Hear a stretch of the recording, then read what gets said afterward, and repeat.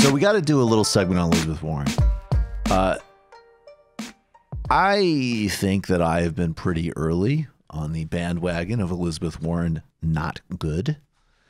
And at this point, honestly, I mean, you have a campaign who's running saying that it's a progressive whatever effort that is specifically running on the notion that somehow there will be a undemocratic process in August or whenever the convention is that will give it to somebody presumably besides whoever won the most votes. And I want to be very clear and specific about this.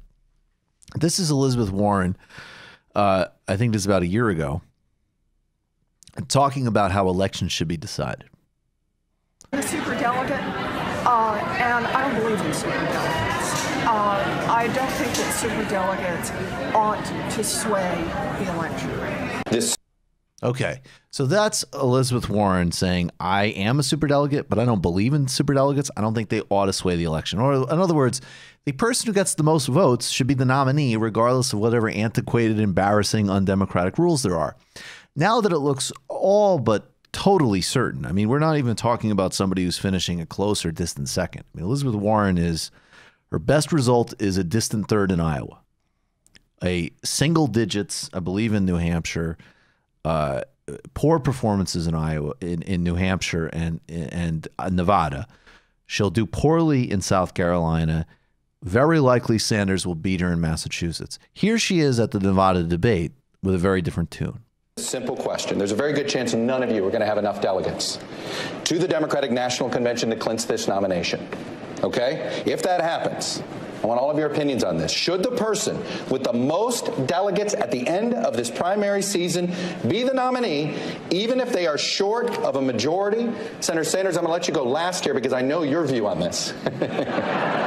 So, Senator Warren. But a convention working its will means that people have the delegates that are pledged to them, and they keep those delegates until you come to the convention. All of the people. All righty. So that's her totally flip-flopping on that. And again, people around her, they've been out running these Rube Goldberg scenarios and trying to talk about ranked choice voting and all this and that. That's somebody who at every critical juncture of the campaign has hacked into Bernie Sanders, tried to smear him as a sexist, tried to attack him in various ways, even jumped on this embarrassing Bernie Bros nonsense, and is now saying explicitly that she's open to an undemocratic scenario. Let's just be real about that. Now, and of course, she reversed herself on super PACs, whatever, that's to be expected. But, what was funny was that when she reversed herself on super PACs, she made this kind of embarrassing gender argument. And then she also said, hey, look, if everybody else agrees to get rid of super PACs, I'll be happy to take the lead on that, which is one of the most amazing statements I've ever seen in my life. If everybody else does what I want them to do, I'd be happy to lead it after there's no leading involved. You just watched a Michael Brooks show video. Subscribe to get them all. Why wouldn't you?